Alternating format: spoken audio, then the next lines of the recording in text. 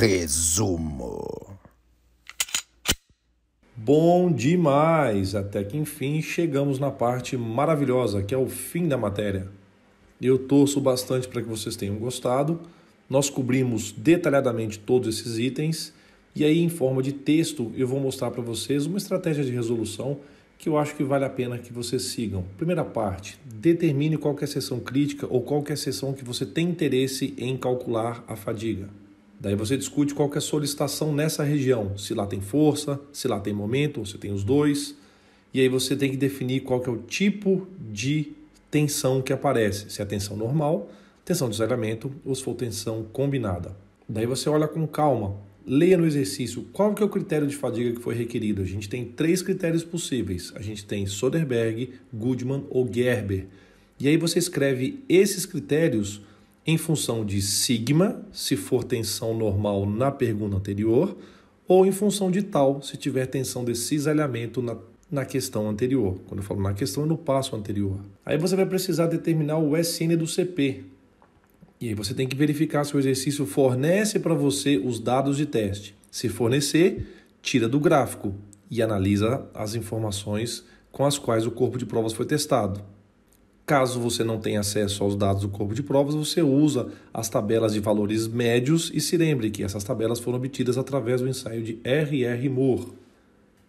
No gráfico, se for corpo de provas de aço, você identifica o patamar que deve estar próximo de 10 a sexta ciclos. Se for alumínio, por sua vez, a gente sabe que não existe um limite definido, então a gente usa um limite fictício de 5 vezes 10 oitava.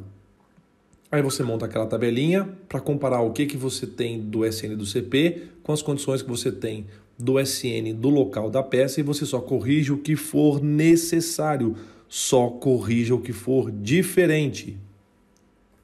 Aí você calcula as tensões máximas e mínimas na seção de interesse. Aí você determina os fatores de concentração de tensão. O KT, você tem tabelas para fazer isso, mas às vezes eu dou no enunciado. O fator de sensibilidade ao entalhe Q, que ele é calculado através de uma fórmula. Fórmula essa que precisa do raio do entalhe e também da constante de Neuberg que você tira do gráfico, mas em alguns enunciados eu forneço o Q direto. E isso te permite calcular o KF, que é uma composição do Q e do KT. Aí você consegue calcular as tensões médias e alternadas e aplicar o critério de fadiga, que deve estar explicado no enunciado do exercício, seja Soderberg, seja Goodman ou seja Gerber.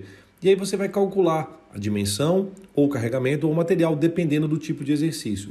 Agora, aqueles exercícios que te perguntam se existe fadiga, aí a variável de interesse é o coeficiente de segurança. Então, se o coeficiente de segurança for a variável de interesse e você calcular o coeficiente de segurança e ele der menor do que 1, isso indica que a peça tem fadiga, tem colapso estrutural. E daí você tem que prever a durabilidade.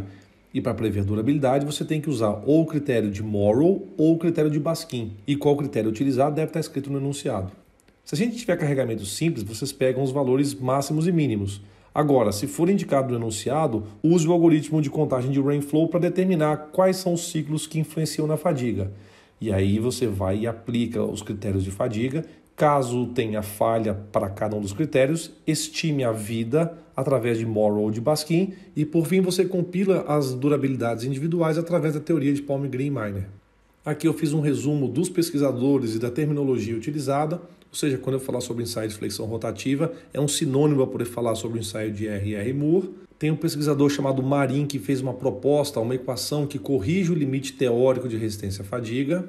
Em termos de modelos de previsão de vida, a gente tem modelo de previsão de vida do pesquisador Baskin, que também é conhecido como a tensão alternada equivalente, ou do Morrow. Em termos de critério de fadiga, a gente tem Soderberg, Goodman e Gerber. A teoria do dano acumulado é a teoria atribuída a Palmgren e Miner. E existe um modelo para decomposição de ciclos de fadiga, que é o modelo de Rainflow. Daí eu te apresento rapidamente todo o algoritmo completo, te mostro aqui um mapeamento do conteúdo, ou seja, o que a gente foi aprendendo aula após aula. Te dou a sugestão desses livros que são simplesmente fantásticos. Recomendo demais que você se aprofundem. Tem muita coisa interessante. Os livros são muito bem preparados. Eu sou um fã incondicional desses livros. E por isso eu recomendo e gostaria muito que vocês tivessem a experiência e a oportunidade de se deleitarem com o tanto de informação legal, o tanto de exemplos práticos, de aplicações que são fornecidas e compartilhadas nesses livros.